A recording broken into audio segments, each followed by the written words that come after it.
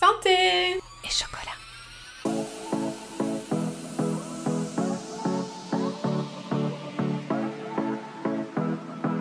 Bonjour et bienvenue dans Santé et chocolat, le podcast qui sème les graines d'une vie plus saine tout en gourmandise, où j'aborderai avec vous la nutrition selon une approche métabolique et holistique. Je suis Céline Faustin, diététicienne nutritionniste depuis 2005, spécialisée dans le rééquilibrage alimentaire avec des notions de psychonutrition et de micronutrition. Derrière chaque épisode se cache un peu de mon parcours, mon histoire avec la nutrition, mais aussi beaucoup d'expériences vécues auprès de mes patients. La compréhension du fonctionnement de votre métabolisme est une notion essentielle à mes yeux et je vous le partage ici dans ce podcast. D'ailleurs, j'aborderai les thématiques comme la perte de poids, la productivité, la prévention santé, le sucre, des sujets qui me passionnent et qui sont la base de mes accompagnements. Seule ou avec des invités, je vous partagerai mes conseils simples et applicables instantanément dans votre quotidien. En toute sérénité, vous allez acquérir les connaissances dont vous avez besoin pour vous permettre de vous sentir bien dans votre corps, votre esprit et votre assiette. Installez-vous confortablement, prenez votre boisson préférée et un petit carnet. Je vous souhaite la bienvenue et une belle écoute. Hello! Aujourd'hui, on va parler d'un sujet qui concerne énormément de monde sans qu'on s'en rende compte. La résistance à l'insuline. C'est une épidémie mondiale silencieuse qui touche environ 30% de la population dans les cas qui sont détectés. Et peut-être que tu en fais partie sans le savoir. Ce qui est encore plus inquiétant, c'est que cette résistance à l'insuline peut s'installer 10 à 15 ans avant même d'être visible dans une prise de sang. Elle est souvent la cause cachée derrière des problèmes comme une prise de poids inexpliquée, surtout au niveau du ventre, comme une fatigue chronique, même après une bonne nuit de sommeil, des fringales incontrôlables, en particulier pour des aliments sucrés, des coups de pompe après les repas, une difficulté à perdre du poids, même avec une alimentation équilibrée et du sport. Et pourtant, très peu de médecins en parlent parce que la résistance à l'insuline ne se détecte généralement pas avec un bilan sanguin classique. Pourquoi est-ce que c'est si important d'en parler aujourd'hui? Parce que si tu es concerné et que tu ne fais rien, la résistance à l'insuline peut évoluer en maladie bien plus grave. Diabète de type 2, problèmes cardiovasculaires, inflammation chronique, dérèglements hormonaux, SOPK chez la femme, troubles de la thyroïde, etc. Mais la bonne nouvelle, c'est que ce n'est pas une fatalité. Avec les bons indicateurs et des ajustements alimentaires adaptés, tu peux reprendre le contrôle dès maintenant. Donc, dans cet épisode, je vais te donner toutes les clés pour savoir si tu es concerné, comment le détecter avant qu'il ne soit trop tard, et surtout comment agir concrètement pour inverser la tendance et retrouver une énergie stable. Alors déjà, pour bien comprendre ce phénomène, il faut d'abord revenir à la base. Qu'est-ce que l'insuline? L'insuline, c'est une hormone clé produite par le pancréas. Hormone clé parce que vraiment c'est la clé qui va ouvrir la porte des cellules pour faire rentrer le sucre. Donc le rôle principal de l'insuline, c'est de réguler notre glycémie, c'est-à-dire le taux de sucre de notre sang. Alors je vous explique un peu comment ça fonctionne. On mange un repas, en particulier un repas riche en glucides, donc un repas où il y a du pain, des pâtes ou du riz, des sucreries, un dessert, des fruits. Donc, le sucre, le glucose issu de ces aliments va passer dans notre sang et donc augmenter la glycémie, donc le taux de sucre de notre sang. Le pancréas va détecter cette hausse et va sécréter de l'insuline pour ouvrir les portes et leur permettre d'absorber ce sucre. J'ai dit c'est la clé, donc elle va ouvrir les portes. Les cellules utilisent ensuite ce sucre pour produire de l'énergie. Donc ça, c'est le processus tout à fait normal et indispensable au bon fonctionnement de notre corps. Mais quand ce système est sursollicité sur le long terme, il peut se dérégler et conduire à ce qu'on appelle la résistance à l'insuline. Mais du coup, pourquoi est-ce que ces cellules deviennent résistantes? Eh bien, en fait, il faut savoir que la résistance à l'insuline apparaît quand nos cellules ne répondent plus correctement à l'action de cette hormone. Autrement dit, l'insuline, elle frappe à la porte, mais la cellule n'ouvre pas la porte. Elle n'écoute plus. parce que le sucre est resté trop longtemps dans le sang, ce qui force en fait le pancréas à produire toujours plus d'insuline pour essayer de compenser. Et en fait, cette surproduction d'insuline va entraîner à terme une insulinorésistance, c'est-à-dire une saturation du système. Et au fil du temps, cette situation épuise le pancréas qui va de plus en plus avoir de mal à gérer notre glycémie. Et évidemment, ça peut évoluer vers un prédiabète, voire un diabète de type 2 si rien n'est fait. Et donc, la résistance à l'insuline va souvent être causée par un mode de vie inadapté, une alimentation trop riche en sucre ou en glucides raffinés comme le pain blanc, les céréales transformées, toutes les céréales pour le petit-déj par exemple, les pâtisseries, les sodas, aussi un manque d'activité physique parce que le muscle c'est un gros consommateur de glucose.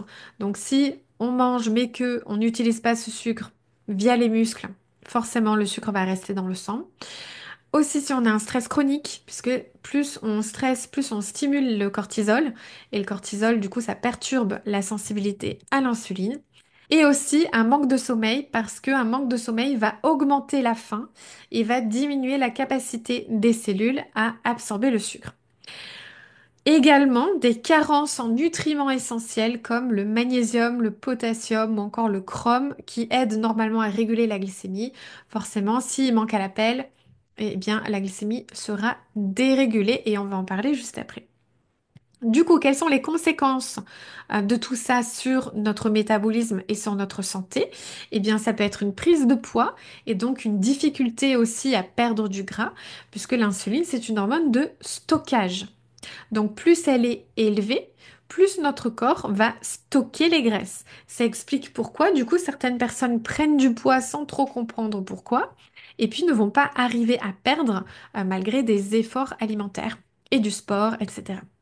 Aussi, ça peut provoquer une inflammation chronique et une fatigue, puisque une insuline trop haute va stimuler l'inflammation et donc provoquer derrière une fatigue inexpliquée, des douleurs articulaires, musculaires, voire un brouillard mental permanent. Également des déséquilibres hormonaux, puisque chez les femmes, une résistance à l'insuline peut entraîner des règles irrégulières, un SOPK, c'est-à-dire un syndrome des ovaires polykystiques, et même des problèmes de fertilité. Aussi, augmentation des risques cardiovasculaires, puisqu'avec le temps, une glycémie instable va favoriser l'hypertension, l'athérosclérose, le risque d'AVC et même un foie gras, dont les conséquences sont les maladies cardiovasculaires. Et puis évidemment un risque accru de diabète de type 2 puisque si on ne corrige pas du coup son mode de vie, le pancréas va finir par s'épuiser. Donc il arrivera plus du tout à sécréter de l'insuline. Et puis là, ben, la glycémie devient incontrôlable, on le voit dans le bilan sanguin, on nous annonce qu'on est diabétique, etc. Alors justement, comment savoir si on est concerné? Parce que la résistance à l'insuline, c'est quelque chose de très sournois. Ça s'installe progressivement, en fait, sans forcément qu'on ait de signes flagrants au début. Mais si on est attentif à notre corps, certains signes, en fait, peuvent nous mettre sur la piste. Déjà, des signes qui sont visibles sur notre corps. Par exemple, une prise de poids inexpliquée, surtout au niveau du ventre. Comme je l'ai dit, l'insuline, c'est une hormone de stockage. Donc plus elle est haute, en permanence aussi, plus le corps va stocker des graisses, et en particulier au niveau du ventre. Autre chose, difficulté à perdre du poids, même en mangeant équilibré et en faisant du sport. On a beau tout essayer, notre poids ne bouge pas, voire pire, il augmente. Ça, c'est un signe que notre métabolisme est perturbé. Autre signe aussi, c'est des fringales ou des envies de sucre fréquentes. On a un besoin quasi incontrôlable de manger toutes les 2 heures, notamment du sucré, surtout fin de matinée, fin de journée. Ça, c'est un signe en fait qu'il y a un dérèglement de la glycémie. Aussi les coups de pompe après les repas. Si on ressent une grosse fatigue après avoir mangé, c'est que notre corps produit trop d'insuline en réponse au repas, voire que le repas n'est pas bien choisi qualitativement aussi, ce qui fait chuter brutalement la glycémie 2 heures après. Du coup, on se retrouve avec un gros coup de pompe. Aussi, physiquement, on peut voir des taches sombres sur la peau, au niveau du cou, au niveau des aisselles. En fait, c'est comme si on avait une peau un peu plus épaisse et puis un peu plus foncée à ces endroits-là. C'est ce qu'on appelle acanthosis nigricans. Et aussi, ce qu'on peut trouver, ce sont les acrocordons, c'est-à-dire des petites excroissances de peau qu'on peut avoir au niveau du cou, au niveau des aisselles, sous la poitrine. Voilà, ça c'est signe aussi d'une insuline qui est trop élevée. Donc, si vous en avez, ça peut être un signe. Voilà, vraiment, n'hésitez pas à contrôler tout ça via les petits bilans sanguins et les petits tests que je vais vous dire juste après. Aussi, autre signe, c'est la rétention d'eau et les gonflements, puisque l'insuline retient le sodium dans notre corps, donc ça peut entraîner une rétention d'eau et donc un aspect gonflé de manière générale. Et après, j'aimerais bien vous parler aussi d'autres symptômes que vous pouvez ressentir dans votre quotidien, comme de la fatigue chronique, du brouillard mental, on est fatigué en permanence, on a du mal à se concentrer, on oublie facilement les choses. Bah, du coup, l'insuline peut jouer un rôle aussi dans ces cas-là. Également les vertiges, les sensations de malaise quand on a faim. C'est-à-dire si on gère mal en fait le fait de sauter des repas ou la distance entre deux repas, ou on est de mauvaise humeur quand on a faim, c'est signe aussi que notre corps gère mal la glycémie. Également le syndrome des ovaires polykystiques, le SOPK, puisque chez la femme, la résistance à l'insuline, c'est une des principales causes du SOPK. Ça entraîne des cycles irréguliers, une prise de poids et des problèmes de fertilité. Également un mauvais sommeil ou des réveils nocturnes avec difficulté à s'endormir. Ça peut être souvent lié aussi à une hypoglycémie nocturne causée par une insuline qui serait instable. Et donc, pourquoi est-ce que ces signes apparaissent? C'est parce que notre corps devient résistant à l'insuline. En fait, il commence à en produire de plus en plus pour réussir à faire rentrer ce sucre dans les cellules. Mais comme les cellules, elles ont fermé leurs portes, eh bien, le sucre et l'insuline se retrouvent dans le sang. Et en fait, à force d'être trop sollicitée, l'insuline, elle devient inefficace. Et c'est là que les premiers symptômes vont apparaître. Donc, si vous vous reconnaissez dans plusieurs des signes que j'ai annoncés, il est peut-être temps de creuser un petit peu le sujet. Et justement, je vais vous dire maintenant comment détecter la résistance à l'insuline grâce à des tests précis. Il faut savoir déjà, et c'est important, que la résistance à l'insuline est un processus progressif qui peut mettre 10 à 15 ans avant de se voir dans un bilan sanguin classique. Pourtant, certains marqueurs permettent de détecter les premiers signes bien avant qu'un diabète ou d'autres problèmes de santé ne s'installent. Donc, je vais vous dire les marqueurs à regarder dans votre bilan sanguin ou à demander éventuellement à votre médecin. Et c'est à ce moment-là que je vous demande de prendre des notes ou de regarder votre dernier bilan sanguin et de regarder un petit peu par rapport à ce que je vais vous dire maintenant. Alors, je vais vous donner maintenant ce qu'il faut précisément regarder dans les analyses. Et puis, je vais vous donner les valeurs optimales avec une approche fonctionnelle. Donc, ce sont, attention, des valeurs différentes des fourchettes que vous pouvez trouver dans les résultats de votre bilan sanguin. Alors, première chose à regarder, c'est la glycémie. Et ça, vous pouvez le voir en général dans le bilan sanguin, ça fait partie des dosages classiques. En général, le médecin le fait doser. Donc la valeur optimale, c'est d'être en dessous de 0,85 grammes par litre. Attention, parce que vous pouvez très bien avoir une glycémie normale et être quand même résistante à l'insuline. Il faut regarder d'autres marqueurs. Donc ne vous fiez pas que à un seul marqueur. Ensuite, l'insuline à jeun. Ça, en général, c'est pas dosé dans un bilan sanguin classique, mais c'est quelque chose que vous pouvez demander à votre médecin. Donc, c'est l'insuline dans le sang. Et la valeur optimale, c'est d'être inférieur à 6 micro-unités par millilitre, donc inférieur à 6. Voilà, entre 7 et 17, c'est un début d'insulinorésistance. Au-delà de 18, c'est que la résistance à l'insuline, elle est installée. Et même à ce stade-là, ça peut ne pas encore se voir au niveau de la glycémie, hein. Moi, j'ai eu des cas de patientes avec des insulinémies, donc c'est l'insuline dans le sang à 25, et la glycémie était correcte, hein. Donc, à faire attention de bien prendre plusieurs données pour être sûr. Ensuite, l'indice HOMA, donc ça s'écrit HOMA. Et donc là, pareil, c'est pas présent dans un bilan classique, un bilan sanguin classique, mais ce que vous pouvez faire, c'est, en fait, ce que c'est l'indice OMA, c'est un calcul entre la glycémie et l'insuline. Donc, il faut déjà que dans le bilan, il y ait la glycémie et qu'il y ait l'insuline pour pouvoir faire ce calcul. Et donc, ce marqueur, il est intéressant parce qu'il permet d'évaluer l'efficacité de notre insuline à gérer notre glycémie. Et donc, la valeur optimale, c'est d'être en dessous de 1,6. Quand on est entre 1,7 et 2,3, c'est un début de résistance à l'insuline. Au-delà de 2,4, c'est une résistance à l'insuline qui est installée. Voilà. Aussi, autre marqueur intéressant, c'est l'indice Quickie. Donc là, c'est l'inverse de l'indice OMA. C'est-à-dire que l'indice SOMA, plus il est haut, plus ça veut dire qu'on a une résistance à l'insuline qui est installée. L'indice Quickie, c'est l'inverse. Plus il est haut, mieux c'est. Parce qu'en fait, l'indice Quickie, ça montre la sensibilité à l'insuline de nos cellules. Donc, plus elles sont sensibles à l'insuline, plus l'insuline pourra évidemment utiliser sa clé pour ouvrir la cellule. Voilà, ça devient problématique quand il y a une résistance à la sensibilité. Donc pour l'indice Quickie, plus il est haut, mieux c'est. Et donc idéalement, c'est d'être au-dessus de 0,3. Ensuite, autre marqueur intéressant, c'est l'hémoglobine glyquée. Donc sur votre bilan sanguin, ça peut être noté HbA1c. Et donc là, dans l'idéal, c'est d'être inférieur à 5%. Et là, c'est un indicateur qui est intéressant parce qu'il va refléter notre glycémie moyenne sur les 3 derniers mois.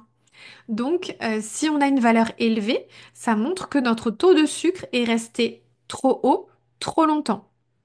Donc, ça peut être super intéressant de l'avoir comme marqueur. Après, c'est pas toujours. Avant, c'était quasi systématique dans les bilans sanguins. Ça faisait partie du bilan complet de base. Maintenant, ils ne le font doser que pour les diabétiques, il me semble. Mais c'est quelque chose que vous pouvez demander à votre médecin, évidemment, si vous avez de gros doutes. Autre chose importante, et on n'y pense pas, on ne fait pas souvent le lien avec la résistance à l'insuline, c'est un taux de HDL qui serait trop bas et un taux de triglycérides qui serait trop haut. Donc le HDL, c'est le bon cholestérol. Donc en fait, pourquoi ces deux marqueurs? Parce que un excès de triglycérides et un cholestérol HDL bas, ce sont des marqueurs d'un mauvais métabolisme des sucres et des graisses. Donc c'est important à vérifier. Aussi l'acide urique, on le sait moins, mais un taux élevé, c'est fortement corrélé à une résistance à l'insuline.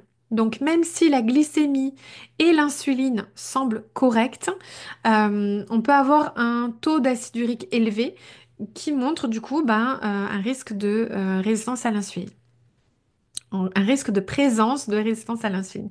Donc là, dans l'idéal, c'est d'être inférieur à 6 mg par décilitre. Aussi, si vous avez ce qu'on appelle un syndrome métabolique, vous êtes forcément insulino-résistant, puisque un syndrome métabolique, ça montre déjà un dérèglement de votre métabolisme. Et notamment, il y a 5 critères, et si vous avez au moins 3 de ces critères, si vous cochez au moins 3 de ces critères, c'est que vous avez déjà une résistance à l'insuline qui est installée. Premier critère, un tour de taille élevé. Donc, c'est-à-dire au-dessus de 80 cm pour les femmes et au-dessus de 94 cm pour les hommes, au niveau du nombril. Hypertension, donc si vous avez une tension élevée ou si vous êtes traité pour de l'hypertension.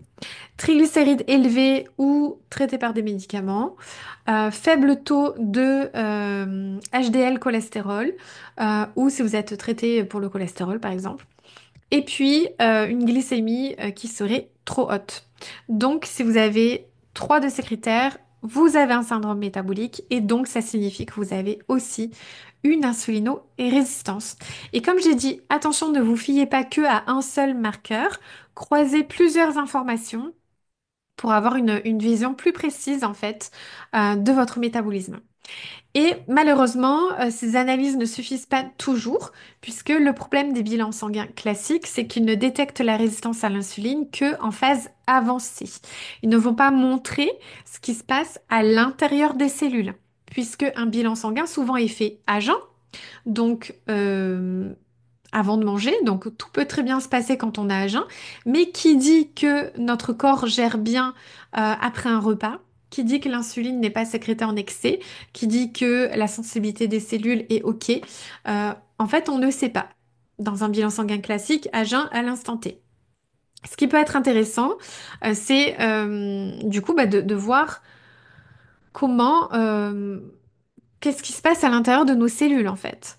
Voilà, parce que dans le sang, vous l'avez compris, juste une glycémie et une insuline normale, ça ne garantit pas que votre métabolisme fonctionne bien. Et il peut se passer 10 à 15 ans comme ça, entre le début du problème et l'apparition dans le bilan sanguin.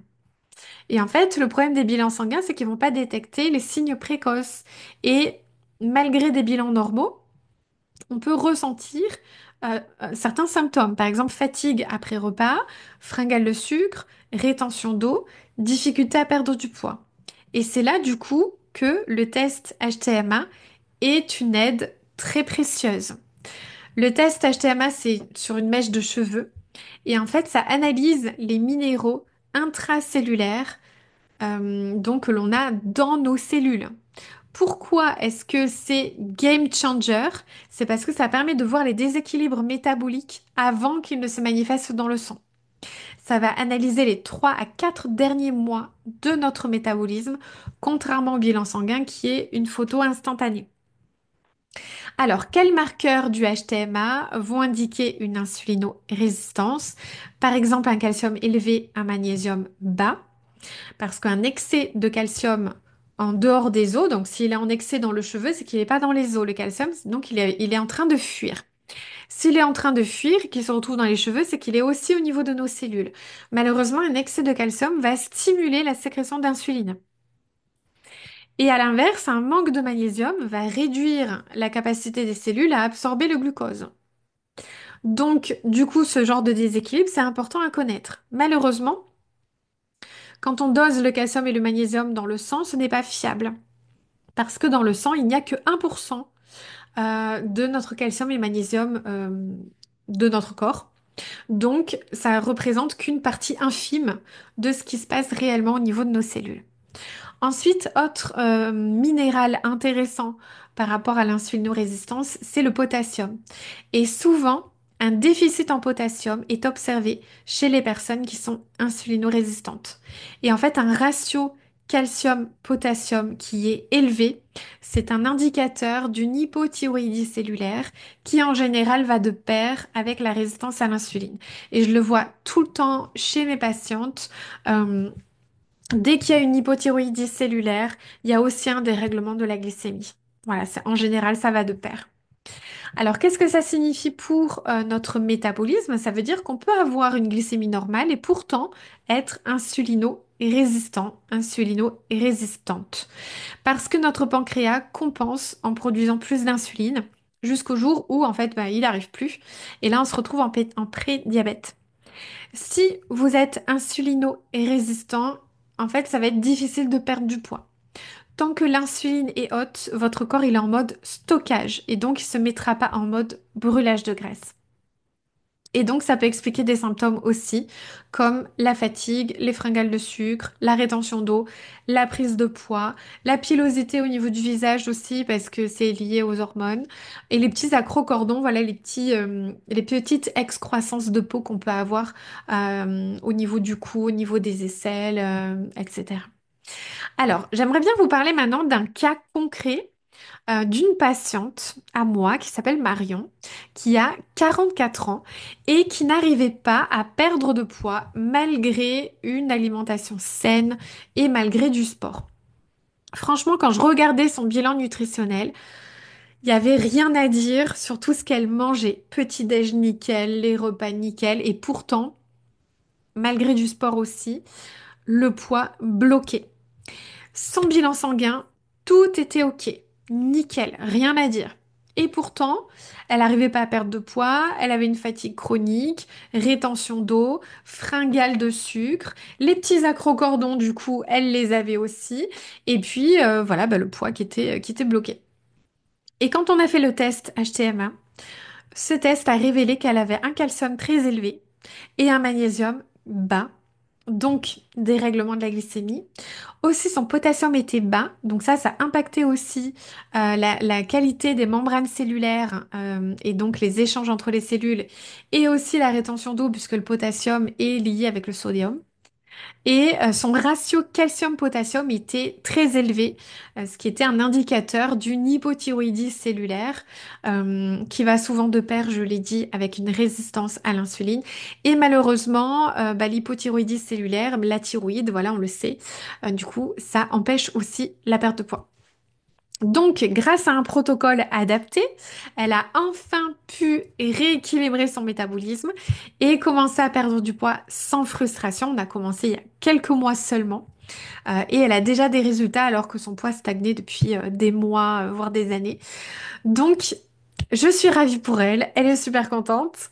Et donc, si vous reconnaissez dans cette situation, sachez qu'il est possible d'agir avant que les problèmes ne deviennent trop graves. Donc maintenant, je vais vous donner les solutions à mettre en place dès aujourd'hui pour améliorer votre sensibilité à l'insuline. L'objectif, c'est que quand l'insuline tape à la porte de la cellule, la porte lui ouvre, qu'il n'y ait plus de résistance.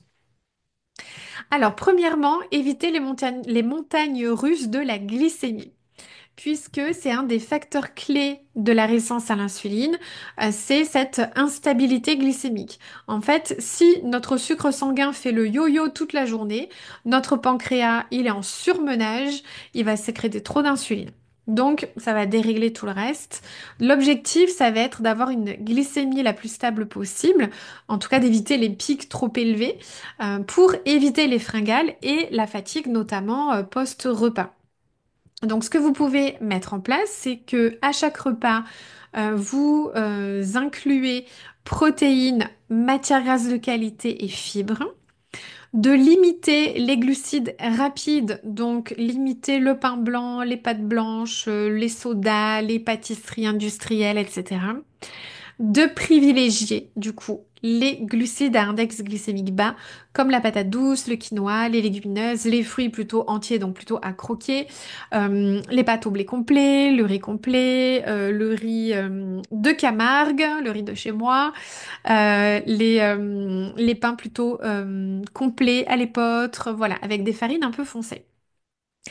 Et aussi, super conseil que je peux vous donner, c'est de commencer le repas par des légumes, notamment par des crudités, parce que les fibres vont du coup ralentir l'absorption du sucre et donc abaisser l'index glycémique global de votre repas.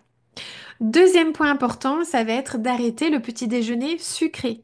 Les petits déjeuners classiques de type tartine, confiture, jus d'orange, céréales industrielles, c'est une catastrophe pour votre glycémie. Ça va déclencher un pic d'insuline dès le matin et derrière engendrer hypoglycémie réactionnelle, fringale quelques heures après, c'est la catastrophe. Donc à éviter absolument tout ce qui est pain blanc, biscotte, confiture, les galettes de riz soufflé, les cracottes, les jus de fruits, les céréales industrielles.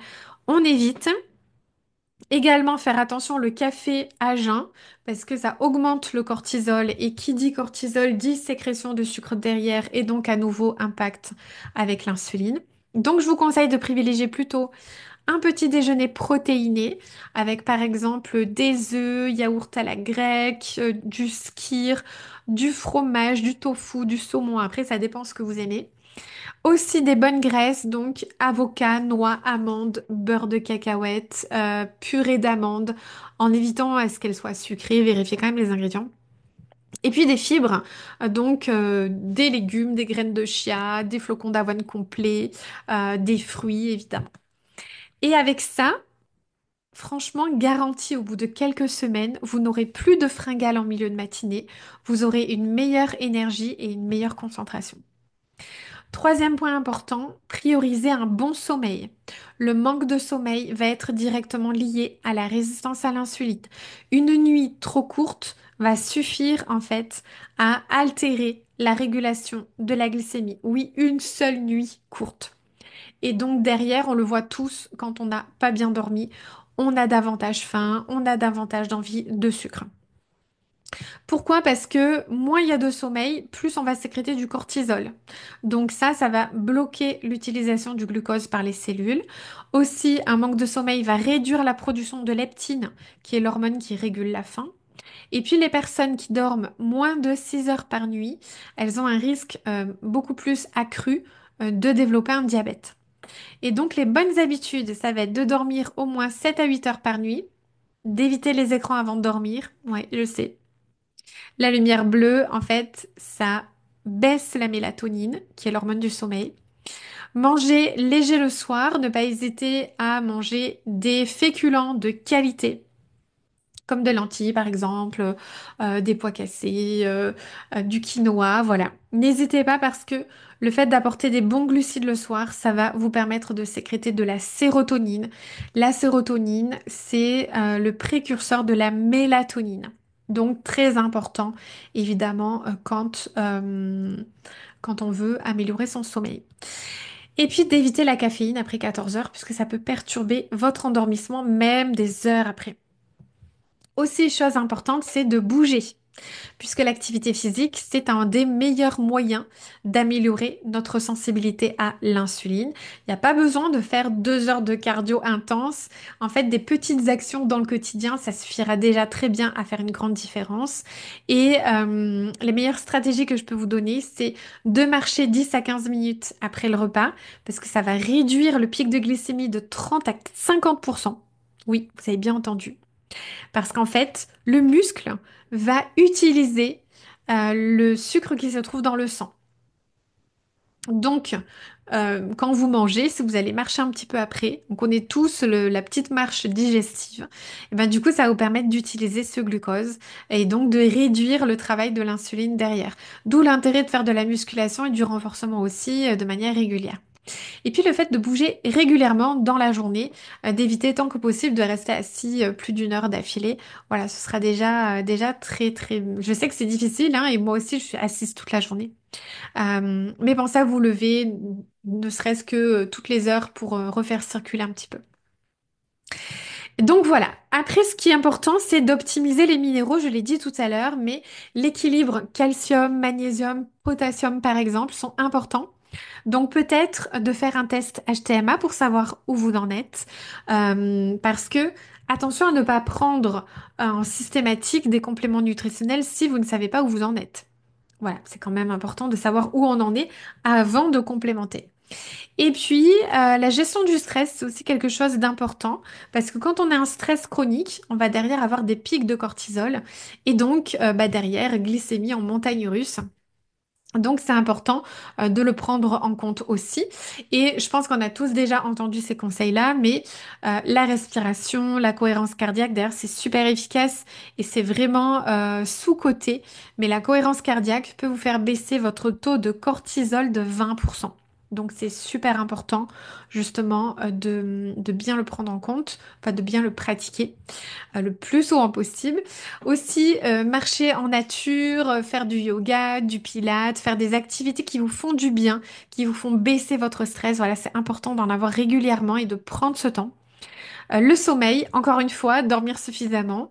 Et puis le magnésium, ça peut être intéressant aussi contre le stress. Mais encore une fois, essayez de voir déjà si vous en avez besoin, si vous êtes vraiment carencé. Et puis, donc pour ça vient un test HTMA. C'est pour ça que moi, le test HTMA, je l'ai intégré dans tous mes accompagnements. Tous mes accompagnements, toutes mes patientes, j'ai surtout des femmes, elles ont le test HTMA maintenant de prévu. Voilà, comme ça. Et je prends aussi le bilan sanguin, évidemment, puisque ça me permet de faire des liens, de voir où en est la patiente. Est-ce que la résistance à l'insuline, la thyroïde est déréglée? Est-ce que ça se voit déjà dans le bilan sanguin? Dans ce cas-là, ça veut dire que c'est déjà bien avancé. Voilà, ça permet de pouvoir après donner les conseils appropriés. Et que ce soit dans mon programme en groupe ou dans mon programme en individuel, chaque patiente, elle a son test et elle a ses petites recommandations personnalisées. C'est important, voilà, de prendre ça en compte, moi, dans ma pratique en tout cas. Parce que, en fait, ce test permet de détecter les déséquilibres bien avant qu'ils n'apparaissent dans le sang. Donc ça me permet de proposer en fait un accompagnement ultra personnalisé pour améliorer sa sensibilité à l'insuline, perdre du poids, retrouver son énergie, mais surtout comprendre pourquoi on a certains symptômes et pourquoi notre métabolisme bloque alors qu'on fait tout comme il faut et que tout va bien dans le bilan sanguin. Donc si jamais vous êtes intéressé par ce test et pour être accompagné dans vos problématiques, je vous invite à regarder les liens en description. Sachez juste que je n'ouvre que 10 places par mois parce que j'ai à cœur de bien préparer le protocole personnalisé pour chacune de mes patientes. Je le dis au féminin parce que j'ai vraiment beaucoup plus de femmes et que ça prend du temps puisque ça me prend environ 2 heures par personne. Donc je peux pas avoir 100 personnes d'un coup qui arrivent. Enfin voilà, je limite vraiment à 10 places par mois. Tout programme confondu, hein, c'est-à-dire que j'ai que 10 personnes nouvelles chaque mois. Et donc en conclusion, grâce à cet épisode de podcast, vous avez maintenant toutes les clés pour comprendre ce qu'est la résistance à l'insuline, savoir comment la détecter et surtout comment agir avant qu'elle ne s'installe durablement. Si vous vous êtes reconnu dans les signes dont j'ai parlé, sachez que vous pouvez reprendre le contrôle. Il ne s'agit pas de tout révolutionner du jour au lendemain, mais d'implémenter des petits changements progressifs qui feront une énorme différence sur votre énergie, votre concentration, votre santé sur le long terme. S'il y a des points essentiels à retenir, premièrement, c'est que une glycémie stable entraîne moins de fatigue, moins de fringales et un métabolisme optimisé. Donc tous les fonctionnements de votre corps sont optimaux. Deuxième point, c'est que vos analyses sanguines peuvent déjà vous indiquer où vous en êtes, mais le test HTMA va encore plus loin en détectant les signes de manière précoce, c'est-à-dire 10 ou 15 ans avant que ça ne devienne visible dans un bilan sanguin. Donc si vous avez la trentaine, quarantaine, c'est maintenant qu'il faut faire le test. Et troisième point, les fondamentaux. Bouger, bien dormir, gérer le stress, optimiser son alimentation. Ce sont vraiment les piliers pour retrouver une bonne sensibilité à l'insuline. Voilà, cet épisode est terminé. Je vous retrouverai avec grand plaisir dans un prochain épisode. En attendant, si l'épisode du jour vous a plu, s'il vous a inspiré et motivé à prendre soin de vous dans votre quotidien, n'hésitez pas à le partager autour de vous, ainsi qu'à laisser une jolie note, un avis, un commentaire, à vous abonner. Voilà, pour moi, ça m'aide énormément et ça permet au podcast du coup d'être découvert par d'autres personnes. Voilà. À très vite!